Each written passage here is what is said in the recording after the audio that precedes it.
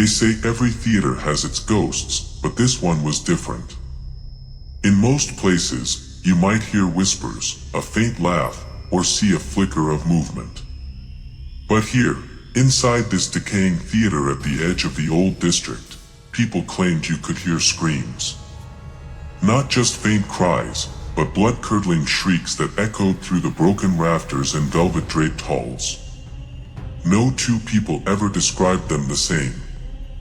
Some said they were cries of agony, others swore they heard laughter mixed in, the kind that makes your blood turn cold.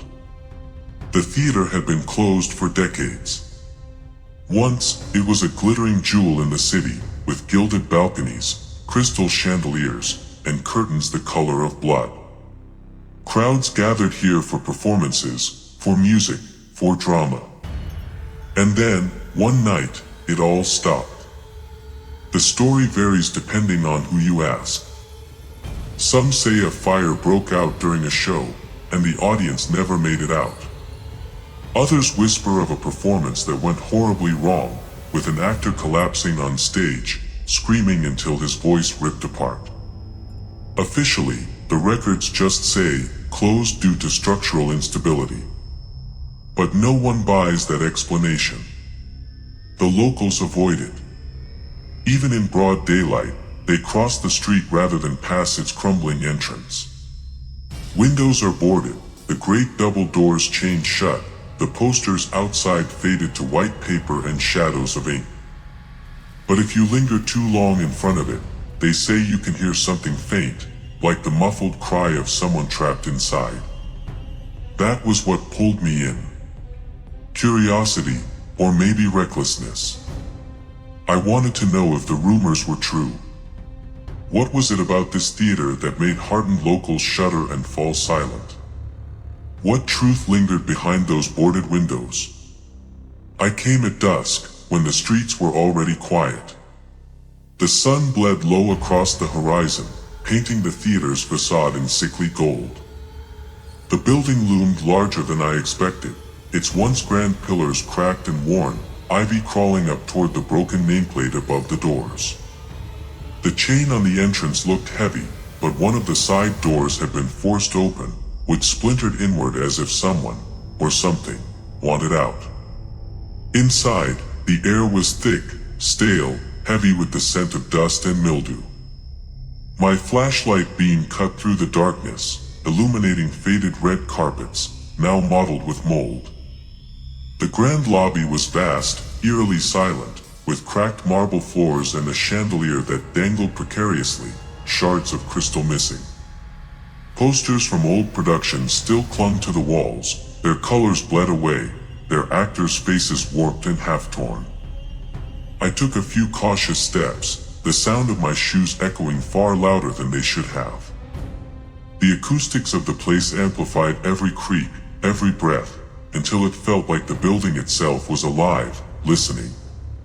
That's when I heard it, the first sound. Faint. A low, distant moan, carried on the stale air. It came from deeper inside, beyond the heavy velvet curtains that led into the auditorium. My heart hammered, but I couldn't turn back now. I pushed forward, brushing past the curtains, and entered the main hall. Rows upon rows of seats stretched into the darkness, their red fabric eaten away by rot and rats. The aisles were littered with debris, crumbling plaster, and broken programs. My flashlight beam skimmed across the stage at the far end, the curtain still hung there, heavy and torn, as though waiting for another performance that would never come. And then, the sound came again. This time clearer. A scream, high, sharp, echoing through the vast space. It wasn't just sound. It was pain. Desperation. Rage. It reverberated through the theater so deeply that it rattled my bones.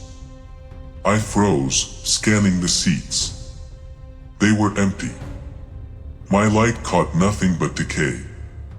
Yet, for a moment, I could swear I saw movement. A flicker. The shadow of someone rising from one of the chairs, then sinking back into the dark. The scream rose again, louder this time, and my skin prickled with cold.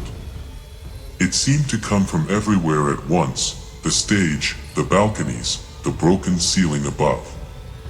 I couldn't tell if it was one voice or many. Each echo carried a different tone, anguish, terror, madness. I forced myself forward, down the aisle toward the stage. My steps crunched on shattered glass. Every few feet, I glanced over my shoulder, convinced that something was following. The air grew heavier, harder to breathe, as though the theater was pressing in on me. At the edge of the stage, I reached up and pulled myself onto the warped wooden boards. Dust swirled in the beam of my light. The curtains loomed at my side, their edges stiff with age. I took a breath and shined the light into the wings of the stage. And there, for just an instant, I saw her. A woman in a tattered costume, face pale, eyes wide with despair. Her mouth was open in a scream, but no sound came. I blinked, and she was gone. The stage was empty, silent again, though the echo of her scream lingered in my ears. I stumbled back, heart racing, but the theater wasn't done. Somewhere in the upper balcony, another scream erupted, this one male, deeper, guttural. It blended with another, then another, until the entire theater seemed alive with voices, an audience of agony. My flashlight flickered. The shadows stretched long across the seats, moving in ways shadows shouldn't. I felt the weight of hundreds of eyes on me, invisible but undeniable. And as the chorus of screams reached a crescendo, the heavy curtains behind me rustled as though stirred by an unseen hand. Something was about to emerge. Something that had waited, trapped in this place, desperate for someone to hear its story. And I realized I wasn't the audience. I was the performance. The curtain swayed again, this time with more force, like a breath pushing through from the other side. My flashlight trembled in my hand as I turned slowly, trying to convince myself it was just air shifting through a crack. But there was no wind here. No life. Only silence broken by the echo of those screams. I stepped behind the curtain. The backstage corridor stretched into darkness, lined with dressing rooms, prop closets, and dust-choked hallways. The smell was stronger here, damp wood, rust, and something faintly metallic, like blood that had dried years ago. As I walked deeper, I noticed the walls. They weren't just cracked plaster. They were etched. Names scratched violently into the paint, layered over each other so thick it looked like claw marks. Dozens, hundreds of names. Some faded, some fresh. Some gouged so deep they cut into the wood beneath. I traced one with my fingers. It looked recent, the edges sharp, as though someone had carved it only days before. That's when the sound began again, low and muffled. A cry, like someone sobbing behind a locked door. My flashlight beam landed on the first dressing room. The mirror inside was shattered, pieces glittering faintly in the dust. Makeup jars and brushes lay scattered across the vanity. And in the cracked fragments of glass, I swore I saw a face staring back at me. Not mine. Pale, hollow-eyed, mouth open wide. I blinked and the shards showed only my reflection. I moved on quickly, my pulse hammering. The corridor seemed endless, each door leading to another room filled with relics of performances long gone, costumes crumbling with age, masks frozen in grotesque expressions, scripts with faded ink. But everywhere, I felt it, the presence of those who had been here before me. Watching. Waiting. Halfway down the corridor, a noise tore through the silence. Not a scream this time. Applause. Loud, sudden, echoing so hard it shook the walls. I spun around, light darting everywhere, but there was no one. Only the thunder of clapping hands reverberating through the theater, mocking me, drowning my breath. Then, just as abruptly as it started, it stopped. The silence that followed was worse than the noise. I pressed on, reaching the back of the stage where ropes and pulleys still hung from the ceiling. Dusty sandbags swayed gently, though there was no draft. My light caught on something scrawled across the wooden boards in black paint, or maybe something darker. Words smeared in frantic strokes, "The show never ends." A sound broke behind me, footsteps. I froze, listening. They were soft, deliberate, coming closer. I turned, light sweeping across the shadows, but the corridor was empty. Yet the footsteps grew louder, circling me, as though unseen figures moved just beyond the edge of the light. I backed toward the center of the stage. My shoe caught on something, and I stumbled. Looking down, I saw a trapdoor, half open, as if someone had left in a hurry. The air seeping from it was cold, colder than the rest of the theater, carrying with it the faintest murmur of screams. I hesitated. Every instinct screamed at me not to go down there. But the pull was strong. Whatever haunted this place, whatever had stained the air with endless agony, it was down there, beneath the stage. With shaking hands, I pulled the trapdoor wider and aimed my light down. Narrow wooden steps descended into blackness. The cries were clearer now, layered voices, echoing endlessly. Some begged. Some laughed hysterically.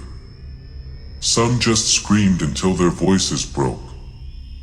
I forced myself down the stairs, each creak like a drumbeat against my ears.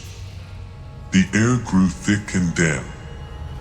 My light caught on stone walls, tunnels running beneath the theater like veins. And there, painted across the walls in sweeping letters, were lines from plays. Shakespeare. Greek tragedies.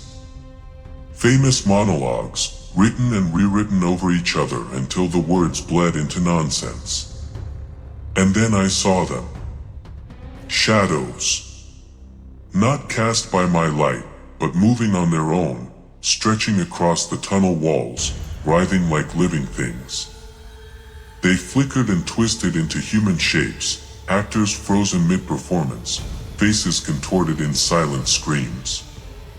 A voice rang out from the darkness. Not a scream this time, but a whisper, low and clear, "The audience is waiting." My knees went weak. I spun, but there was no one there.